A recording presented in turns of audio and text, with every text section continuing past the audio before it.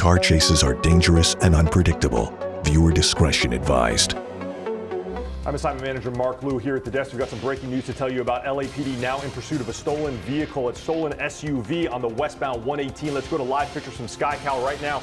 You can see this pursuit happening, heading right now through the near the Porter Ranch area. It looks like it may have just made a turn southbound onto the 5 in the Pacoima area. This pursuit just started a few minutes ago. That silver Honda CRV that you see there in the center of your screen, LAPD described it on the radio as a code 37 vehicle. That's the police code for stolen vehicle. They started following on the northbound 405. It went up into the Sylmar area onto the eastbound 210 and then back onto the 118. Now looks like it's on the southbound 5. We do not know how many people are inside that CRV beyond just the driver, and there is an LAPD units and an airship overhead. But right now going about 90 miles an hour here at 6:15 in the morning on the southbound 5. This is when people are starting to get on the freeway for their early morning commute, and you can see all the way across lanes here, and that LAPD cruiser from the LAPD Mission Division now joined by another one right on the tail of the stolen CRV. Now, they did read the license plate off the back of this vehicle. That is very likely how they determined that it was stolen, but it looked like at the very beginning this driver had wanted to pull over into the center divider and open their door, but then they immediately put on the gas and floored it, and now we are exceeding 85, 90 miles an hour on the southbound 5 right now. Again, we don't know how many people are inside beyond the driver, but LAPD certainly close and in full pursuit mode of this vehicle here this morning on the 5. Christine Arudube, we are going to keep tracking this. I can tell you that the very dangerous moves that this car is making right now is being communicated to the watch commander. They are considering whether or not to go into surveillance mode or to stay with this car. But because it's a stolen vehicle, they may not know who the driver is, which may increase their desire to simply stay behind this during this pursuit. And not only that, I mean, the freeway is relatively empty at 6:16 this morning, which is allowing the driver to go up to 90 miles an hour. But there's going to be a lot of traffic very soon, Mark. Yeah, I agree. You can already see that this is the 5 freeway. It's one of the most heavily traveled routes in Southern California, and he's going southbound right now, which is the most common busy area, the busy direction in the morning as people use it to get into the downtown LA area. Now, we're in Sun Valley right now. We're going to be approaching Burbank Airport shortly. Not too much general aviation in the air this morning, and it's pretty clear. So, the air unit and our SkyCal are able to follow this pretty easily. But you can see this driver going from the HOV lane all the way across all lanes. This is pursuit behavior that we can see from someone that has no regard for the safety of anyone, certainly in their own vehicle, but certainly also not anyone on the freeway. And now it looks, as SkyCal zoomed out a little bit, there was a possibility that some of those lights and sirens may have backed off because of the danger and speed of this pursuit. The LAPD will sometimes do that if this gets too dangerous on the freeway. Now, whether or not they're going to hand this over to the CHP because it has been on the freeway for some time, that's not clear. That could also be another tactic and only follow this. LAPD units may follow it after it gets on surface streets. But now we're getting a little bit of a zoom out here, and I do not see lights and sirens behind this car yet. I'm going to check and make sure with the assignment desk that they have not gone into surveillance mode here. I'll be right back with you. Yeah, and Mark, Kalina just messaging me saying that it is wide open all the way downtown on the 5 South, but you can see him weaving in and out of traffic, and then the other drivers having to, slam on their brakes to avoid, colliding with him. So the way he's driving, making it pretty treacherous for the people there next to him. Yeah, we've seen in other pursuits where drivers basically follow the rules, even with not stopping, and they follow the rules of the road. But this driver is weaving all over the road through various lanes on the shoulder, speeding, dodging traffic, weaving through traffic. There's another police car off to the left. Yeah, there's a police car off on the left, you see, but it doesn't look like the lights are on. He's just kind of tailing behind. Yeah, he might have just passed him coincidentally. But you can see, I mean, there is traffic kind of building up, but Kalina says it is wide open, so he's keeping those speeds 75 miles an hour right now, but we saw him go up to 92, 93 earlier. And Kalina, you obviously look at this stretch of highway every single day, the stretch of freeway. What are we expecting? When does the traffic really get heavy here? So, you know, because it's Friday, it's always a little bit different. We always see lighter conditions on Fridays. And when I'm looking at the map right now, it's just green, especially on the southbound side. So northbound traffic, we have some out of East LA into downtown, but southbound, according to the maps here, it looks pretty open this morning as you continue in the southbound direction. But it looks like you might have exited the roadway and now on some surface streets here through this area. So I'll be zooming in on some of those surface streets to see what they look like. But again, just because it's so early, it's also a Friday, I'm not seeing the congestion that we typically see on a Tuesday or a Wednesday or a Thursday. So there is a slight advantage when it comes to this type of pursuit at this time of the morning at 6:19. Usually the traffic on a Friday doesn't really build until 7 o'clock or 7:15, 8 o'clock hours. So that's what we're seeing when it comes to the actual freeways. But now on the surface streets, totally different story where they're usually pretty quiet, especially throughout this area. And Mark, he did slow down. He is off the freeway now where there's less traffic on these surface streets. Yeah, so Rutabaga, here's the situation right now with the radio traffic coming out of the LAPD. It turns out that the ground units that we saw with their lights and sirens on the freeway, they ended up losing sight of this vehicle. They had to pull back because of the dangerous speeds and reckless driving, but there was no LAPD air unit overhead. So right now, Air 10, their LAPD unit, is trying to get into position right now, but they are quite some distance away. There are no lights and sirens behind it and no air unit overhead. So right now, there is no one tracking this vehicle except for SkyCal and perhaps another media airship. So this driver does not have any law enforcement behind him or her right now as they continue here on surface streets in the Sun Valley area just north of Burbank Airport. Now, we still see some pretty reckless driving going on here, but LAPD now trying to sort out what units, if any, are going to be coming up behind this car to either re-engage in this pursuit or simply let it go and try and track it with perhaps another law enforcement agency or catch this driver later. So there are no police units behind this one right now, just media airships like SkyCal overhead. Following this, this still may end up turning into a pursuit in the future later. But as you can see there, on the left side of your screen, the live pictures, this driver now sort of driving in a more reasonable speed, about 40 miles an hour on surface streets here. I think that they're north of the 5 freeway, heading up towards like Latuna Canyon, that area near Boulevard and Tuxford in this general area. A lot less people on the road, but no lights and sirens behind this vehicle so far. I am still trying to track radio traffic to see if there's another law enforcement agency or if LAPD wants to re-engage. But right now, this driver really on their own. And so, Mark, when in instances like this, when the LAPD hangs back, they don't have a chopper overhead, they turn off their lights and sirens, what is the strategy then? Well, it's difficult to say because the watch commander may make a decision. They're probably communicating with command staff whether or not this is something that they want to re-engage with here with units on the ground, or perhaps if it goes onto the freeway, they may hand this over into the jurisdiction of another law enforcement agency like the CHP. Or if this is simply too far out of the way for them to get a unit reasonably into position, they may just try and find this vehicle at a later date and not risk the danger of a high-speed pursuit during the morning commute, which could possibly impact innocent people who are on the road. The last thing they want is a horrendous crash where anyone, including civilians, law enforcement, or even the suspect, to be injured in this high-speed pursuit. Now, this driver did show a propensity for very high speeds, very reckless driving, and for a violation of stolen vehicle, this is going to be a judgment call on the part of the watch commander as to whether or not they want to engage in a full-blown pursuit here, or perhaps get the help of another law enforcement agency to help them out with this at this time.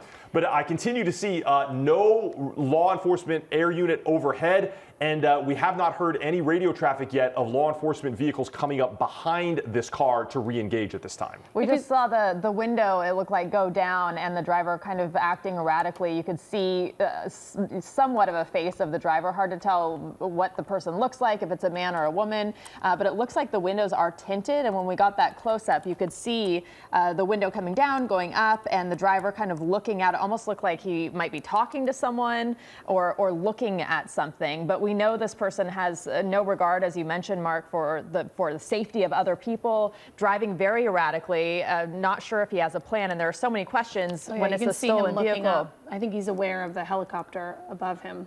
I Yeah, feel like he was looking up. That's definitely an issue. You know, in the early morning hours, a news helicopter like SkyCal can look very much like a law enforcement helicopter. It's simply dark.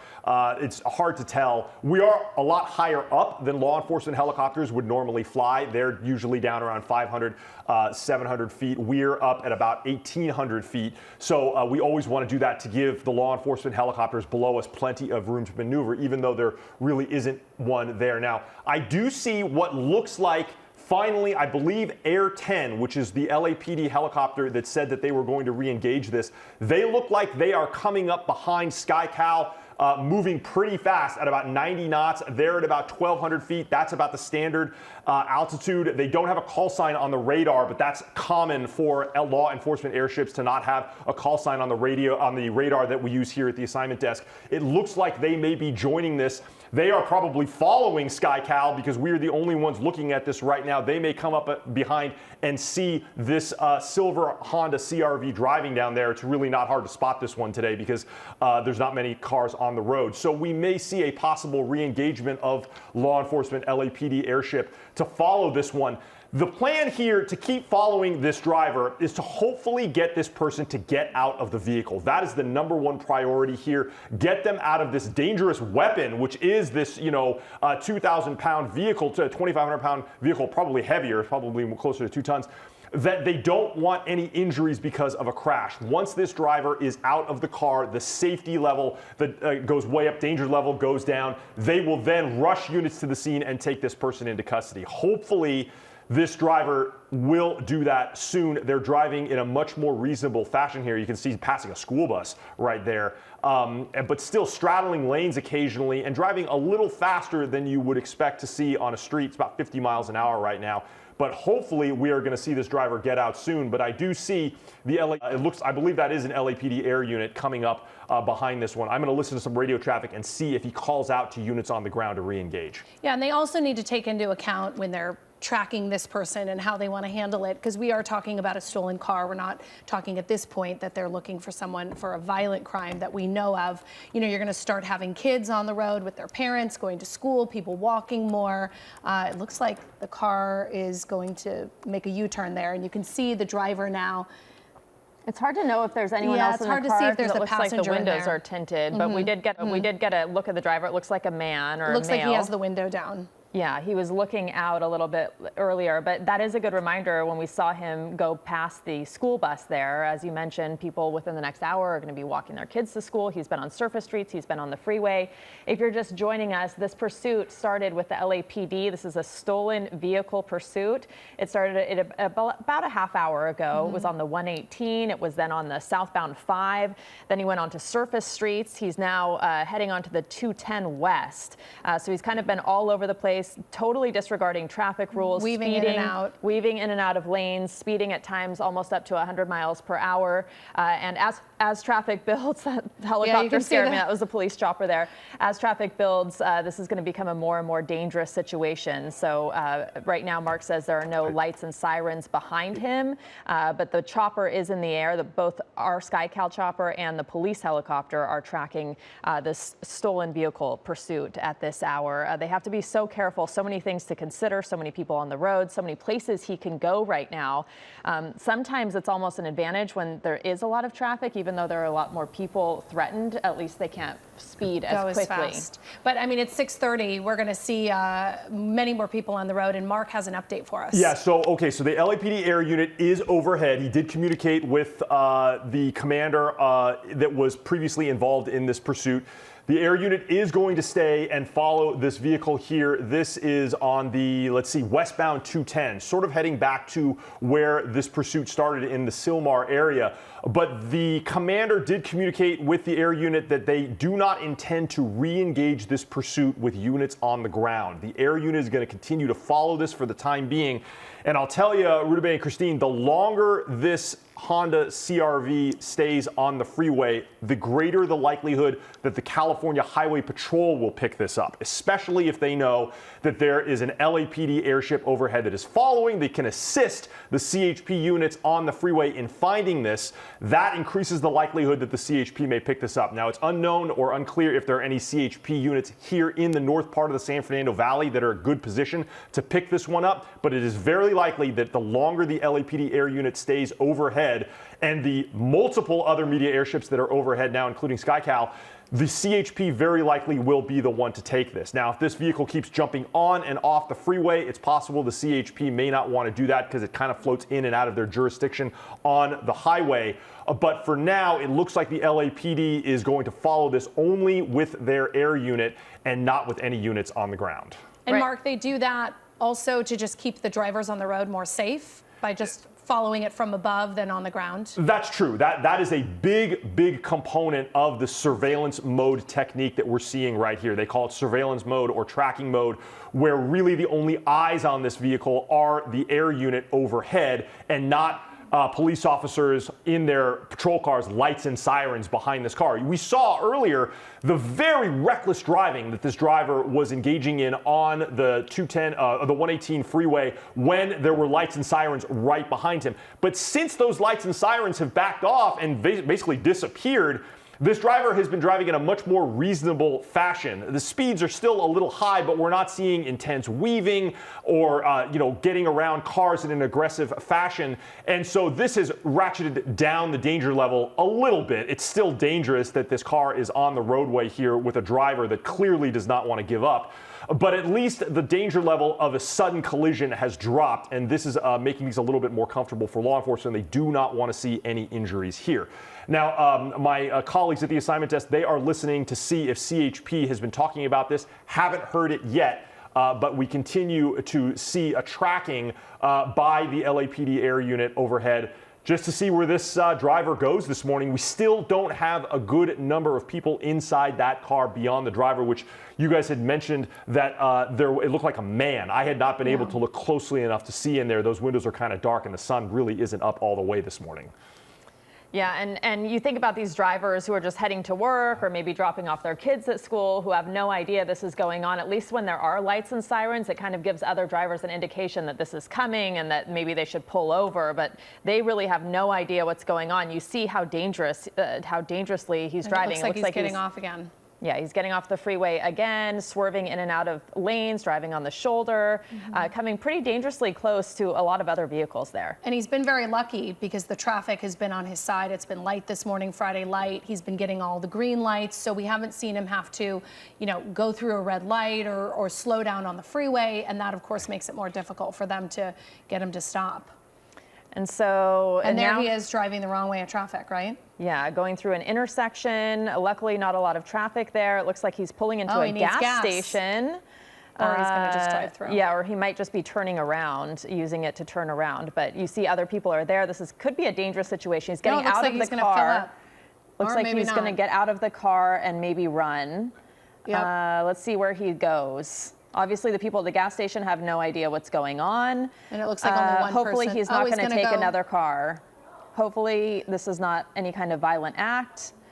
Oh, that person driving away. Okay, this is not good. He got into that car. We don't know if he's armed. We don't know what this driver is going through right now, but he did jump out of the stolen vehicle, and now he's in a stranger's car that he just picked up from a gas station. I think he got in the back seat, right? Yeah, he could be holding them hostage. He could have a gun. This person could have been waiting for him. Or it could be someone waiting for him, because they did take off immediately. Right. So either way, though, it's a dangerous situation. We don't know if he jumped into someone else's car, an accomplice who he'd been speaking with, who was waiting for him at the gas station. He was trying to meet up with this person, or this could be even a hostage situation. We really don't know at this point, because if he did jump in with a weapon and said, just go, that driver would go. And we're looking at a BMW now here, right? A BMW SUV? It's hard for me to see. I think it is. So yeah, if you're just joining us, the suspect in this pursuit pulled into a gas station. We weren't sure if he was going to fill up.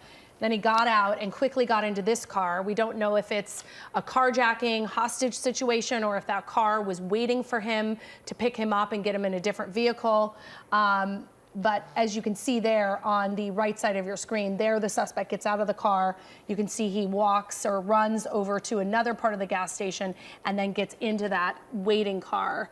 And it looks like there are two people. There's a passenger and a driver in that car. Yeah, it is very, it does happen so quick that you almost feel like they were waiting for him, but if he had a weapon, obviously they'd move quick as well. And Mark joining us now with another update. Yeah, okay, so just as I had suspected, the LAPD air unit called the CHP and said, hey, we could use some help with this. And CHP says, we are happy to help. So they have units coming from the Newhall area to re-engage, and I definitely did hear the LAPD unit tell CHP, be advised that silver Honda CR-V is no longer our target. It was dropped off at a gas station. The new target is this dark-colored SUV that is basically on the freeway again. It looks like it's on the eastbound 210, maybe on the 118. It looks like they may have just transitioned to the westbound 118. But law enforcement absolutely aware that the driver of that stolen CR-V is now in this vehicle, so this is now their target. And the CHP says, we are going to get units in position and start chasing this one here. Please, LAPD air units, stay overhead. Our units are coming from Hasley Canyon, which is kind of far to the north, but that's where the CHP units, the closest ones, were. That's up north in the north of this in the Newhall area. He's getting out again. He's getting out again. Hopefully he's not going to go to a different car and try to get in another car here. Looks like he's running on foot. Yeah, it's so unclear what is going on here. What is his plan? He's got his hands in his pockets, so it's hard to tell if he's armed. He just went under that freeway there, so we lost sight of him for a second. Maybe that was his plan, Mark. I don't know if he knows the choppers are overhead, but you have to wonder who is in that BMW. Were they hostages? Were they accomplices? They seem to be following the rules of the road. There he is on the other side. You see him down there on the left part of your screen, very small, behind the tree there. Oh, we just lost him. Wrong way. And now there's a pedestrian here, so he should be on the left side of the freeway. We saw right by him. the food truck there. Is that a food truck? Do you see him there?